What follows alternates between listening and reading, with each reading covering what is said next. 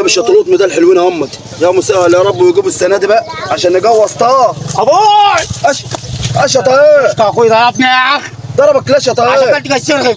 كلت السرغف؟ ايوه. طب بتاكل السرغف بلاش يا طه. ما انا اعمل ايش؟ كنت جعان. ايه؟ كنت جعان كلت الجوز. كنت جعان؟ ايوه. طب ده هو هيجي ياكلنا انا وانت دلوقتي. هو زمان جوه خبر دلوقتي. اقسم بالله ما هسيب. تروح عند ابوك تروح عند امك مش هسيب. عاش يا جدع عيني. واحده وانا هريح. عمل ايش؟ لوش جاز ترغف. طب زي بعض وتوشك. زي بعض وتشكى وانا كلاب بينقص السبعه بتوعتي لا.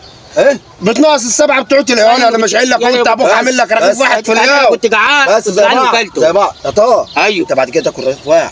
يا رغيف واحد يعمل لي ايه؟ عيب يا طه. رغيف واحد يعمل لي ايه يا ابوي؟ ده احنا عايشين على حسه في البيت. يعني اموت من الجوع عشان خاطره يعني؟ ما تموت ولا تغور يا عم انت ده كله ضباط. انت اما حد يضربك بره مين اللي بيجيب لك حقها؟ هو الوحش بتاعي ده. طيب ما احنا بقى بنألف. عارف العجل لما بتألفه مش بيجيب فلوس. ده يجيب ده احنا بقى هو احنا ده هو الفوتوغرافي بتاعنا. ما هو بيجيب لنا حقا. ماشي. بتعلف مين؟ بتعلف مين؟ بعلف طه. انحس يلا ادغروا عند امك. روح انت يا طه عمك خد العجل بتاعنا شويه. روح لحد انا عايز اكسر العصا ده على رجلي. بس ما انت مستقصدني انا في الباقي. مش عامل لك ده انا عامل لك يوميه في العيش بتاكل الرغيف قد كده. بتبص لي اللقمه. ببص لك للقمه امال هبص لنفسي.